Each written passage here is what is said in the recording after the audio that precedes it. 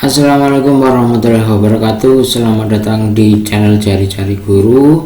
Pada video kali ini kita akan belajar TPS kuantitatif soal tipe pernyataan 1, pernyataan 2. Kira-kira nanti pernyataan mana yang bisa untuk menjawab soal. Di video yang sebelumnya saya juga sudah pernah membahas beberapa soal TPS kuantitatif, soal yang tipe yang kayak gini, yang pernyataan 1, pernyataan 2. Nah, di video kali ini saya akan melanjutkan dengan contoh soal yang lainnya. Oke, nggak usah berlama-lama, langsung ke contoh soal yang pertama. Oke, di sini saya punya jika mn itu merupakan bilangan bulat positif, apakah m dikurang n itu kelipatan 5? Berarti ini yang ditanyakan apakah m dikurang n itu kelipatan 5, di mana pernyataan pertama itu m dikurang n kelipatan 10, terus pernyataan kedua n kelipatan 5. Di pilihan jawabannya ini bisa teman-teman baca. Oke, berarti langkah pertama yang harus kita lakukan, ini kita harus melakukan uji pernyataan pertama dulu. Berarti ini uji P1. Oke, uji P1. Uji P1 itu berarti m dikurang n itu sama dengan kelipatan 10. Contohnya apa aja yang kelipatan 10, m dikurang n kelipatan 10? Contohnya itu adalah 13 dikurang 3. Ini hasilnya 10, kelipatan 10. Terus misalkan 27 dikurang 7. Ini hasilnya 20, kelipatan 10. Terus misalkan 43 dikurang berapa ini? Kurang 13. Kurang 13 hasilnya 30, kelipatan 10. Terus 56 dikurang 16, ini hasilnya 40. Ini semua kelipatan 10. Oke. Terus apakah m dikurang n yang kelipatan 10 ini juga merupakan kelipatan 5? Jawabannya adalah iya. Kenapa? Karena 10, 20, 30, 40 ini semuanya, ini semuanya juga kelipatan 5. Gampangnya untuk mengecek itu apakah dia kelipatan 5, kalau dia bisa dibagi 5 berarti dia merupakan kelipatan 5. 10 bagi 5 bisa hasilnya 2, 20 bagi 5 bisa hasilnya 4, 30 bagi 5 hasilnya 6, 40 bagi 5 hasilnya 8. Berarti kalau m dikurang n itu kelipatan 10, berarti dia juga berlaku m dikurang n kelipatan 5. Jadi pernyataan pertama itu cukup untuk menjawab pertanyaan m dikurang n itu kelipatan 5. Terus gimana dengan pernyataan kedua? Nah, biasanya kalau pernyataan satunya itu sudah memenuhi, maksudnya sudah bisa untuk menjawab soal, itu cukup jawabannya itu pernyataan satu saja cukup untuk menjawab pertanyaan. Berarti kita tidak perlu melanjutkan di pembahasan yang pernyataan yang kedua. Tapi nggak apa, ini kita buktikan dulu apakah yang pernyataan kedua ini bisa untuk menjawab pertanyaan m dikurang n kelipatan 5. Oke, berarti ini uji P2. Saya ganti tinta dulu yang warna putih. Oke, uji P2. Uji P2 itu berarti n kelipatan 5, tapi tidak disebutkan m nya ini berapa gitu kan, hanya n kelipatan 5. Apakah kalau n nya itu kelipatan 5 maka berlaku m dikurang n itu kelipatan 5? Kita cek contoh. Misalkan contohnya itu kalau m dikurang n apakah dia kelipatan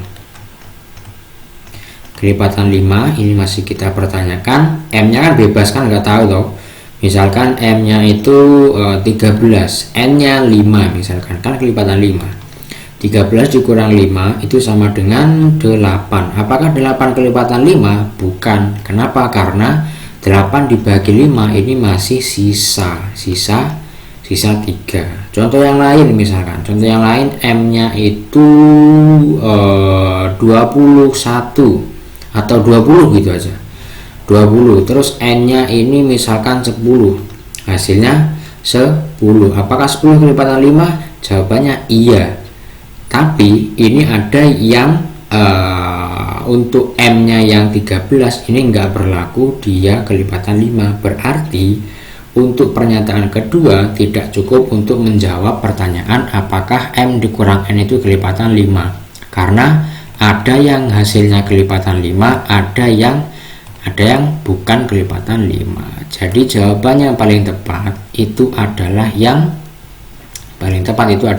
A. Pernyataan satu saja sudah cukup untuk menjawab pertanyaan.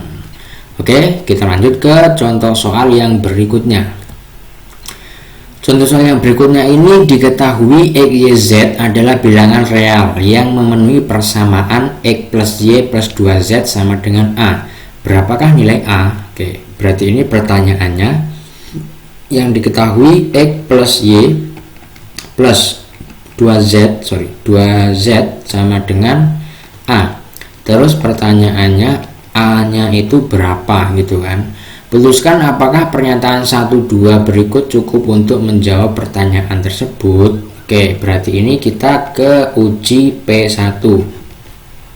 Uji P1 itu X plus Y plus Z sama dengan A. Kita punya X plus Y plus Z sama dengan A, sedangkan yang diketahui X plus Y plus 2Z sama dengan A. Sorry, ini 9 ya, bukan A. Ini 9.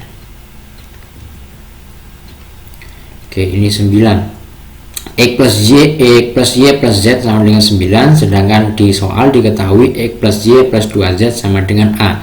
Berarti ini kalau ini dimasukkan ke sini, berarti kan ini dari X plus Y plus 2Z sama dengan A, ini bisa dirubah menjadi X plus Y plus Z plus Z lagi sama dengan A ya. Sedangkan yang ini tadi nilainya 9 plus Z sama dengan A. Apakah sudah bisa untuk menentukan nilai A? Belum. Kenapa? Karena di sini masih ada variabel Z. Berarti kita perlu melanjutkan ke pernyataan kedua. Oke, jadi untuk soal yang model yang kayak gini itu biasanya kita lakukan uji pernyataan 1 dulu. Kalau pernyataan 1 sudah bisa menjawab, berarti biasanya itu pernyataan 1 saja sudah cukup untuk menjawab pertanyaan. Tapi kalau dari uji pernyataan pertama itu belum bisa untuk menjawab soal, biasanya itu perlu dilanjutkan di pernyataan yang kedua gitu. Baru nanti kita bisa menyimpulkan apakah kedua pernyataan bisa untuk menjawab ataukah kedua-duanya justru nggak bisa menjawab gitu. Oke, berarti ini kita lanjutkan ke uji P2. Uji P2 ganti tinta.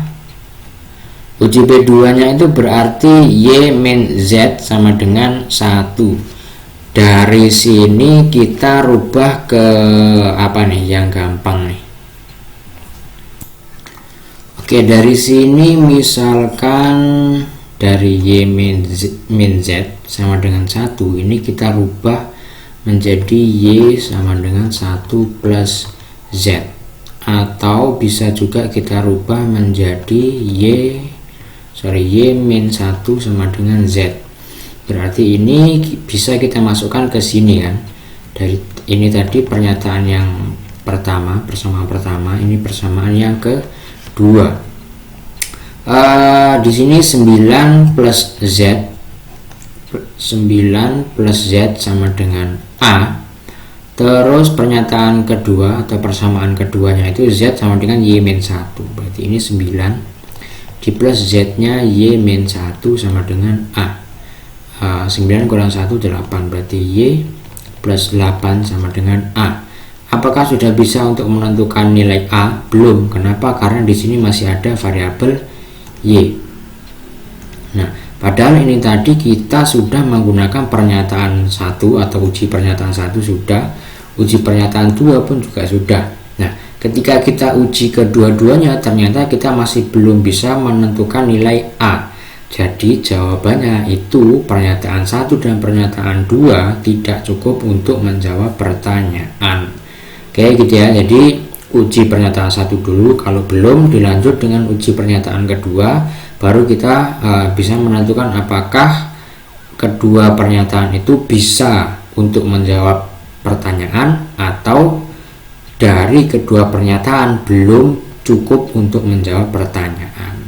Oke, contohnya kayak nomor 9 ini, contoh yang saya tunjukkan ini kedua pernyataan belum bisa untuk menjawab soal. Oke, coba kita cek ke contoh yang berikutnya. Ini contoh yang berikutnya nih kayak gimana nih?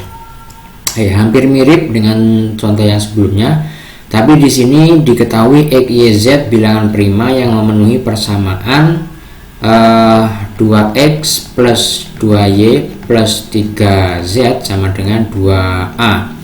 Ditanyakan A, nilai A berapa? Nah, lanjut ke uji P1. Oke, dari uji P1 diketahui X plus Y sama dengan 8. Oke, berarti ini kan yang diketahui kan ini 2X plus 2Y plus 3Z sama dengan 2A. Berarti ini bisa kita tulis 2X plus Y plus 3Z sama dengan 2A. X plus Y nya 8, berarti ini 2 dikali 8 ditambah 3Z sama dengan 2A. Ini 16 plus 3Z sama dengan 2A. Apakah sudah bisa untuk menjawab A-nya berapa? Belum, karena di sini masih ada variabel Z. Oke, berarti kita lanjut ke uji pernyataan yang kedua. Uji P2. Uji P2 itu diketahui 2X plus 2Y min Z sama dengan 14. Nah, jadi ini coba kita masukkan ke contoh soal gini, misalkan ke yang diketahui.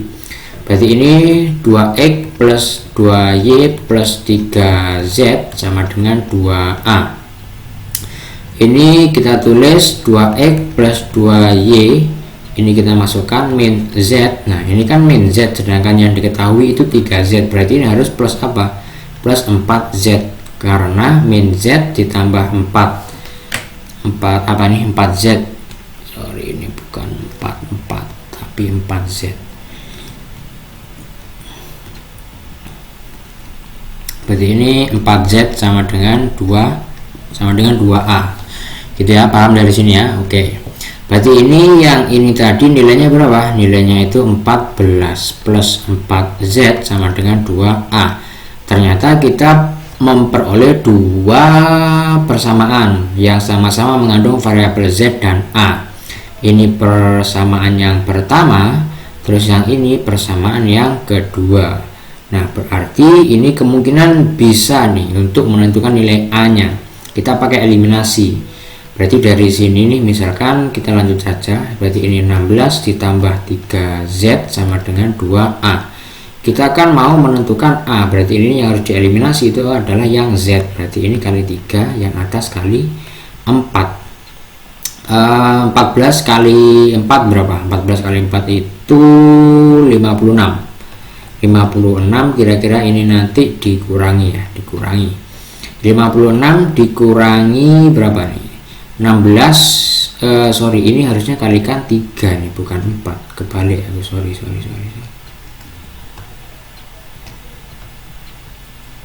Oke, berarti yang atas itu dikalikan 3 karena ini koefisiennya Z itu 3.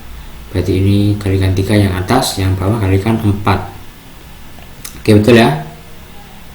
Oke, berarti 14 dikalikan 3 42. 16 dikalikan 4 itu 64. Berarti ini tandanya min, berarti ini kurang 64. Yang ini habis kan? Ini berarti ditambah 0 sama dengan 6A dikurang 8A. Oke, berarti ini 42 dikurang 64 itu sama dengan 28. 2. 6A di min ya, 6A dikurang 8A itu min 2A, berarti A itu 22 dibagi 2, jadi A sama dengan 11. Berarti kesimpulannya, untuk menentukan nilai A kita memerlukan pernyataan pertama dan pernyataan kedua. Jadi jawabannya paling tepat yang apa? Yang paling tepat kedua pernyataan itu cukup untuk menjawab pertanyaan, tetapi satu saja tidak cukup. Itu ya, berbeda dengan contoh yang sebelumnya. Ini kedua-duanya kita butuhkan. Ke contoh soal yang berikutnya. Misalkan S adalah himpunan dari bilangan bulat tidak nol. Apakah jumlah semua bilangan di S itu merupakan bilangan genap? Oke, gampangnya ini tuh S-nya, ini kan dia bilangan bulat ya, tak nol. Bilangan bulat itu kan mulai dari negatif tak hingga sampai positif tak hingga. Kalau bilangan bulat tak nol ya nolnya nggak diikutkan. Nah, tapi ini biar gampang, ini aku ambil contoh yang bilangan bulat positif aja, dari 1, 2, 3, 4, 5 dan seterusnya gitu misalkan ya. Kita ambil aja 1, 2, 3, 4, 5. Pertanyaannya, apakah jumlah semua bilangan di S itu merupakan genap? Berarti 1 ditambah 2 ditambah 3 ditambah 4 ditambah 5 itu apakah dia sama dengan genap gitu.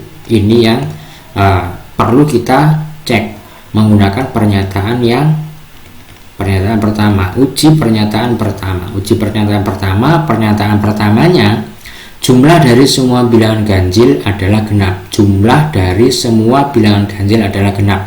Berarti tergantung dari anggota himpunannya ini apa aja. Apakah dia genap, terus bisa menjawab semua bilangan di S itu merupakan bilangan genap. Jumlah semua bilangan di S merupakan bilangan genap. Berarti kita cek untuk yang pertama ini, jumlah dari semua bilangan ganjil adalah genap. Misalkan S yang pertama gitu, misalkan S yang pertama, berarti ini tadi kan cuma contoh aja, berarti masih ada SS yang lainnya. Ini S yang pertama misalkan itu bilangan ganjilnya, jumlah bilangan ganjilnya itu 1 ditambah 3. Terus S yang kedua itu 1 tambah 3 tambah 5. S ketiga itu 1 tambah 3 tambah 5 tambah 7. S yang keempat itu 1 tambah 3 tambah 5 tambah 7 tambah 9. Ini berapa nih jumlahnya? Ini 4. Ini berapa? 9. Terus yang ini 16. Yang ini berapa? 10, 20, 25. Berarti kalau yang jumlah bilangan ganjilnya 1 dan 3, himpunannya apa? Himpunannya itu ya 1, 2, 3. Terus yang sini itu 1, 2, 3, 4, 5 ya. Terus yang sini itu 1, 2, 3, 4, 5, 6, 7. Yang sini 1, 2, 3, 4, 5, 6, 7, 8, 9. Apakah jumlah semua bilangan di S itu merupakan genap? Dengan syarat yang pertama itu jumlah dari semua bilangan ganjilnya adalah genap. Yang ini genap ya. Apakah jumlahnya itu dia juga genap? Ternyata ini jumlahnya itu 6 genap. Oke. Terus yang sini ganjil ya, berarti nggak berlaku. Terus yang ini genap. Ini jumlahnya itu 10, 20, 28. Yang sini itu berapa nih? 10, 20, 30, 40, 45. Ternyata kalau jumlah bilangan ganjilnya itu sama dengan genap, ternyata jumlah semua bilangan di S itu juga genap. Contohnya yang S1 dan S3. Ini jumlah bilangan ganjilnya dia genap. Ternyata jumlah semua bilangan yang ada di himpunan tersebut dia juga genap. Berarti pernyataan pertama terbukti bisa untuk menjawab pertanyaan apakah semua bilangan di S itu merupakan bilangan genap kalau jumlah dari semua bilangan ganjil adalah genap. Jawabannya iya, berarti pernyataan satu saja sudah cukup untuk menjawab pertanyaan. Oke, tuh. Ke contoh soal yang selanjutnya. Di sini ada bentuk segitiga. Ini kayak soal kesebangunan ya, kesebangunan SMP kalau nggak salah. Ini diketahui ED sama dengan BC. ED sini sama dengan ED dan BC itu sejajar. Ini dan ini itu sejajar. Terus BE sama dengan ED, BE sama dengan ED yang ada tandanya. Ini tuh panjangnya sama. Terus jika DC-nya 20, berarti di sini 20. Berapakah panjang BC? BC yang ditanyakan. Berarti untuk menentukan panjang BC, apakah kita cukup untuk menggunakan pernyataan pertama atau kita butuh pernyataan kedua? Berarti uji P1. Di uji P1 ini kita pakai kesebangunan, berarti itu AE per AB itu sama dengan ED per BC. Kita mau menentukan BC. AE nya berapa? AE nya 9. AB itu adalah AE plus BE, berarti ini AE plus BE sama dengan ED nya itu belum diketahui kan, ED belum diketahui, BC nya yang ditanyakan. Ini kita tulis saja 9, AE nya kan 9, berarti ini 9. Apakah sudah cukup untuk menjawab BC? Jawabannya belum, karena di sini BE nya belum diketahui, ED nya pun juga belum diketahui. Berarti kita membutuhkan pernyataan kedua, uji P2. Uji P2 itu P2 nya itu BE sama dengan 15. Nah, baru nih kita bisa masukkan dari sini. Berarti 9 per 9 plus BE nya 15 sama dengan ED tadi sama dengan BE, berarti ini juga 15 per BC, berarti ini bisa kita kalikan silang. Berarti 9 BC sama dengan ini tadi berapa? 24 dikali 15. Ini BC nya ketemu 24 dikali 15 per 9. Ini nilainya kita nggak perlu ngitung, tapi kan kita udah tahu apakah BC nya itu bisa dihitung atau enggak. Jadi jawabannya paling tepat untuk menentukan panjang BC, kita membutuhkan pernyataan satu dan pernyataan kedua. Jawaban yang paling tepat adalah yang C. Dua pernyataan sama-sama cukup untuk menjawab pertanyaan, tetapi satu pernyataan saja tidak cukup. Ke contoh soal yang berikutnya. Berapakah volume total suatu balok? Nah, ini soalnya simple banget nih. Kita diminta untuk menentukan volume total dari suatu balok. Balok itu kayak gimana? Balok itu kayak gini nih. Oke, balok itu kayak gini kan.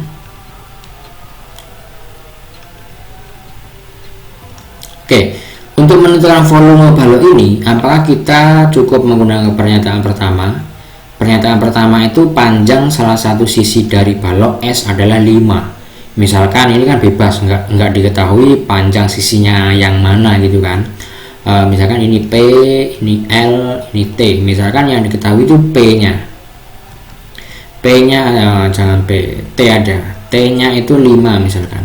T-nya 5. Apakah kita sudah bisa menentukan volume balok ini? Belum. Kenapa? Karena volume balok itu panjang kali lebar kali tinggi. Sedangkan yang diketahui hanya T-nya saja, berarti belum bisa menjawab pernyataan satu, belum bisa menjawab volume balok ini berapa.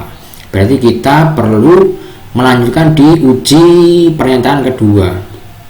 Pernyataan kedua, luas salah satu sisi dari balok S adalah 35. Oke, misalkan luas sisinya itu yang bawah ini, misalkan ini 7, ini 5 juga, lebarnya 5, tingginya 5. Apakah bisa menjawab soal volume balok ketemu?